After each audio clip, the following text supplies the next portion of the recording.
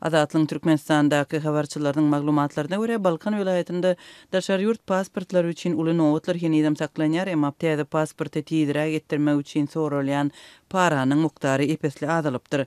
Daşary ýurt pasportyny ýüz tutmak üçin Balkan vilayetinde häzir 2024-nji ýylyň fevral aýyna ýazgy edilýär, emma Azatlyň Türkmenbaşydaky habarçysynyň söýlerine görä bu ýerde pasporty para berip has çalt almak mümkinçiligi saklanýar. Okuwa we gadanjy gitmek üçin pasport almagy howlugyanlar 4000 manat para berip pasport alyp bilýärler.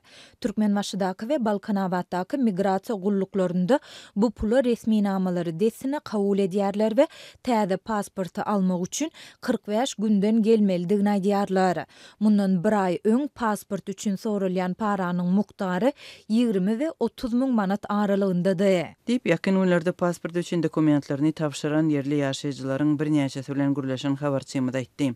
Bu vilayetde häzir biometriki pasporty para bermezden 9 aýdan gowrak wagt aralygynda taýýarlap bolýar. 8 aýlap nowata şeýle hem dokumentin taýýarlanmagy üçin resmi taýdan göz öňünde tutulan 45 günlük wagt möhletine garaşmaly.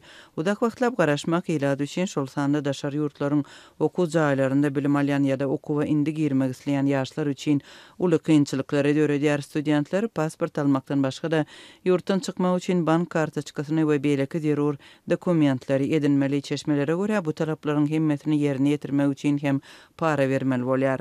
Türkmenistanda pasport edinmekdäki kynçylyklar bir näçe ýyl bäri dowam edýär, ýagdy ýygyderli erbetleşýär. Şu ýylyň başyndan bäri tutuş ýurt boýunça şol sanda Aşgabatda raýatlar biometriki pasport almakda uly kynçylyklar bilen ýüz-ýüz boldular. Ýurdun käbir sebetlerinde biometrik pasportlara garaşmaly wagt ençime aýa çekdi. Käbir ýerlerde pasport üçin dokumentlaryň kabul edilmegi wagtlaýynça toktatyldy. Geçen aýda Türkmenabatda pasport üçin dokument tapşyrmagyň nowaty dekabr aýyna çenli udady.